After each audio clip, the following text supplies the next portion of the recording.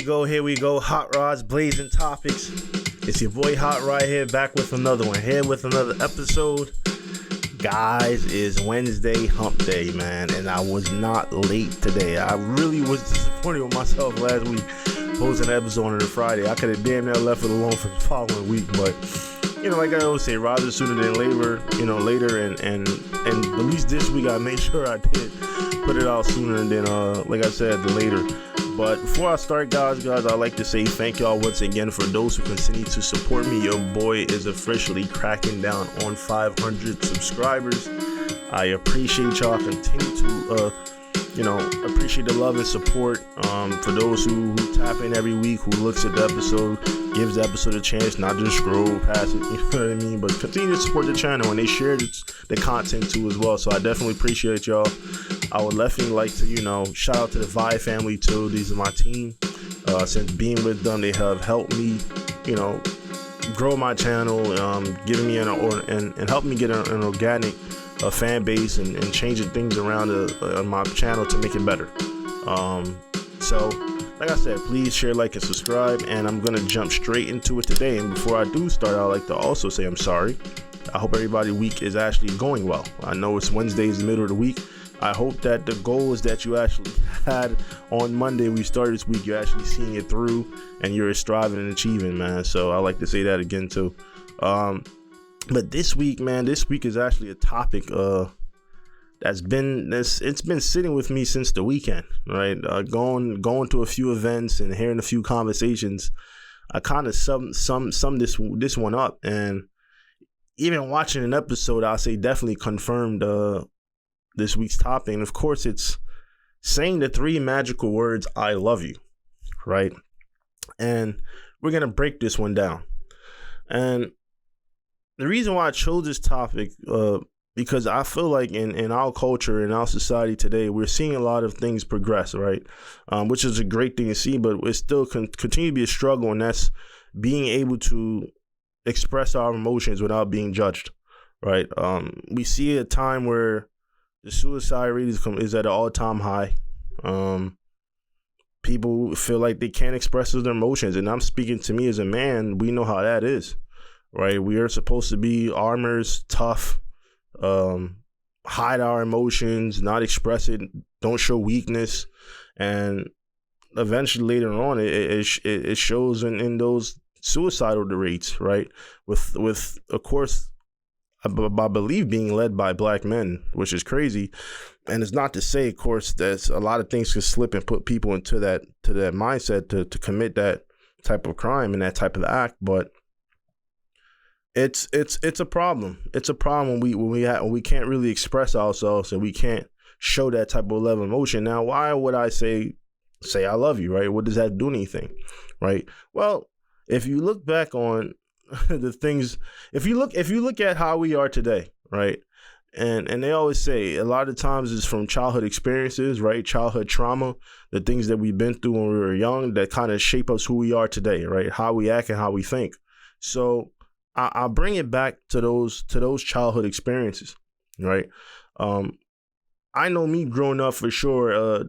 I didn't hear those words a lot when I was a child, when I was a teenager, whatever. Even into my early childhood adult stage, I didn't really hear those 3 magical words, right? And it was a struggle. It was a struggle when I started receiving those words. I didn't know how to take it, right? It was weird, and I can't speak for everyone, but I know with in my household growing up, my parents love me to death. Okay, we express it more now than ever, I would say, right? But that wasn't always the case. Right. And I had to come to understanding and really find out why. Like, why was that such a struggle for them to tell me that they love me? Or, and I'm not saying that, of course, like I said, they love me, but why wasn't it always said to me? Why was it more so just actions than words, right? And of course, both go hand in hand. They're equally important. I think I'm a person and firm believer of, I believe someone, I'd rather you show me than you tell me, right? But a lot of times that's not always the case too. I think you should also tell someone, right? Give them that affirmation. And of course, I look back on where my own peoples come from, right? They come from a country and where it's poor It's poverty. It's a struggle, and all they know is food on the table, closing your back to survive, right? And therefore, being where they come from, they didn't really have time to sit down and really express those feelings and emotions and have those conversations and give you that space, that safe space to express yourself and show those emotions. They were always just working, right? Because that's all they knew, was to work and grind, and a lot of us can relate to that, right? And for me, that's all they knew. But of course, like my mother, I love her to death. There's nothing I can say. That lady is the center of my universe, man. Everything to me, trust me, is like a engine, right, in a car, the motor. She's the reason, part of my reason why I keep going. For a lot of things. Of course, you want to make your family, your parents proud, but she was more so of a shower than anything, and she would show it by form of expression. Like, we all love food, right? That's the one thing we can communicate. Well, two things is war, fighting, sadly, and food, right? Everyone, no matter what your beliefs are in society, we all come together when it comes to food. Well, if we're going to share this dish together, hey, we're going to share it together with a smile, then we'll go back to fighting later.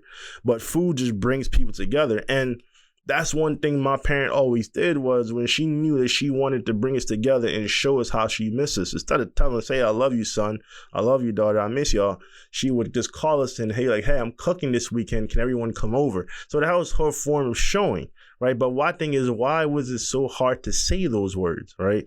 And like I said before, if they come from a place where it wasn't really said to them, how do I then expect them to say to me, right? Their parents weren't showing that type of emotion to them, because like I said, they come from a place where they just had to grind, right? They had to work. They had to be all day. They didn't have time to really be home and sit down and talk to my parents. So therefore, my parents wasn't shown the way.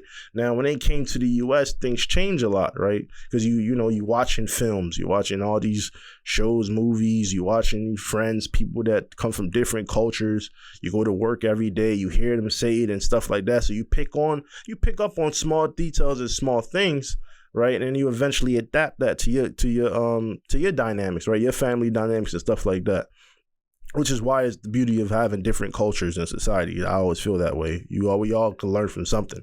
So now, how does that relate, right? Because it sounds like you're talking about childhood experiences and childhood trauma, right? Well, that's the thing, right? It comes from what I say is a generational curse, right? And that's for us to be willing to work on that generational curse, to break that chain, right? Break that chain, so then we don't start to become what we hated, right? Or we don't start to become what we dislike, right? We didn't hear those words, I love you. So therefore, now we don't tell our own future children, I love you too. So now the thing is, how does that impact us like today, right? Now, fast forward, not that long ago, I could remember having a conversation with my brother, and before we hung up the phone, of course, he goes through his things, I go through my things. We all learn in different ways, through our own experiences and things we deal with on a daily basis. We start showing a lot more affection and emotion towards each other, because like I said earlier, it's up to you to break that generational curse, right? That generational trauma. You can't just talk about it. You got to be about it. So he said those words to me, I love you. And it was just weird. And it was just as weird as when I heard my parents at my early teens started actually using the three magical words, I love you. And it was in that. And when he said that to me not too long ago, it kind of took me back to that same feeling that I had when my parents said it to me for the very first time, I love you. And I had to ask them, hey, what did you say? I say, I love you. And of course, me right back, I say, I love you too. So, but I had to question myself as to why did that feel so weird, right? And it doesn't mean I'm okay, well, damn, this guy doesn't sound like he's affectionate. No, even my relationships, I've always said those words if I felt that about you. But a lot of times we question, is it really genuine a lot of times, or is just we saying it because it's just a natural thing to say, right? To say I love you back. We don't want to leave the person hanging and stuff like that, because, that can get to another situation. Like, well, I said I love you. I didn't hear you say it back, and that just is a whole debacle, right? So, but go back to what I was saying. when I heard my brother tell me that, and I said it back to him, it made me go back and think, well, damn, why this shouldn't have been so hard to receive that, right? Because that's genuine, that's love, that's organic, that's what we want. But it just goes to show that I didn't see my parents really show that emotion, that affection towards themselves. So therefore, we didn't know how to receive that too as well. And if you're not seeing that example in front of you, how can you then expect to be that example yourself? Right? So that's why I say we have to hold, I'm not a parent, but the parents out there who are, and even me who would be considered a future parent, we have to hold ourselves accountable, because whether you have a child or not, if you plan to have a child, you don't want that same generational curse to continue to go on generation after generation unless you're willing to fix that problem, right? So therefore, when I heard that from my brother, like I said, it felt weird. But now if you fast forward today, right, and we're talking about relationships, right? If we're talking about relationships now, how does that play a role, right? How does that factor? Well, you have that couple who a lot of times, like I said, you have the one person in that relationship saying I love you, right? But they realizing that the other person, their partner, is not saying I love you back. It then makes you start to feel the way. It does, because it's like, well, you start to have all these other questions. Well, do the person love me as much as I love them? Or am I the one doing too much? Or am I not getting enough back? Because I feel like every time I show, that emotion, and that person receives it, is not being reciprocated back to me. You know what I mean? I don't get back that same energy. And a lot of times we have to realize and question, right? Don't question the behavior, right? Question, okay, why? Why is he not saying I love you? Why is she not saying I love you back?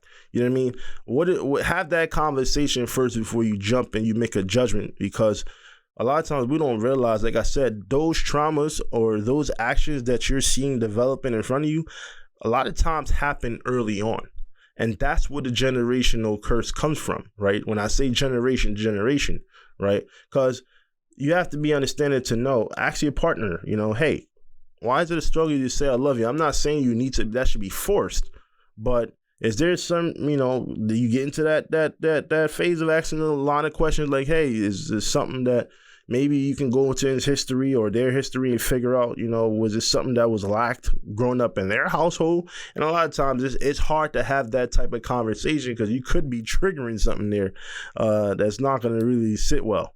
But try to find a way. Try to find a way to get an understanding before you make that judgment of, oh, this person just don't love me because, I'm not getting that same energy reciprocated back. Find out first, why is it a struggle for this person to say it? Yeah, this person may show me, right, that they love me with their actions, but their words, I'm not getting that affirmation that they really do love me, right? Check to see first, because like I said, if we don't, a lot of times I bring all those points up because we don't understand the cultural effects that it have, right?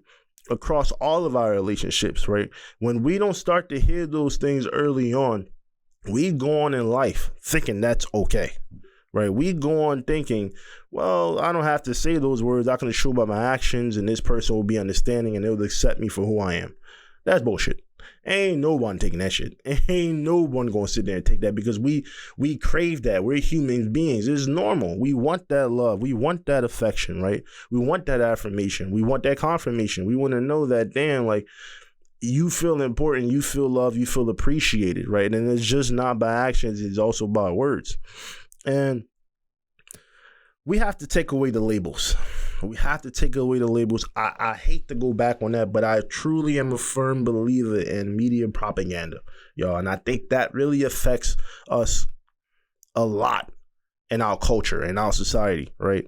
I always talk about the negative effects of rap music, the negative effects of what you see in certain television shows and movies that impacts our youth, that impacts our thinking, and so on and so forth. And I think that that's something, like, if we try to normalize things, right? Just like this past week, I'm watching all these trolls online talking about something. Let's normalize freaking having turkey wings instead of having the whole damn turkey. I'm like, well, hell no. I ain't normalizing none of that, because I like my damn whole turkey, right? But let's normalize saying, come on, Say I love you.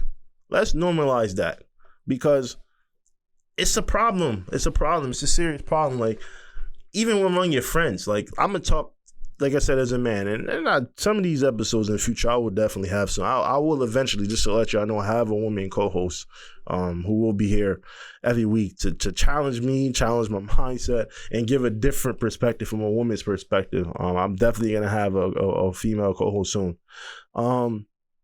But get back to what I'm saying, like, even with my friends, right? It's like I said, it's a beauty to see progression in society.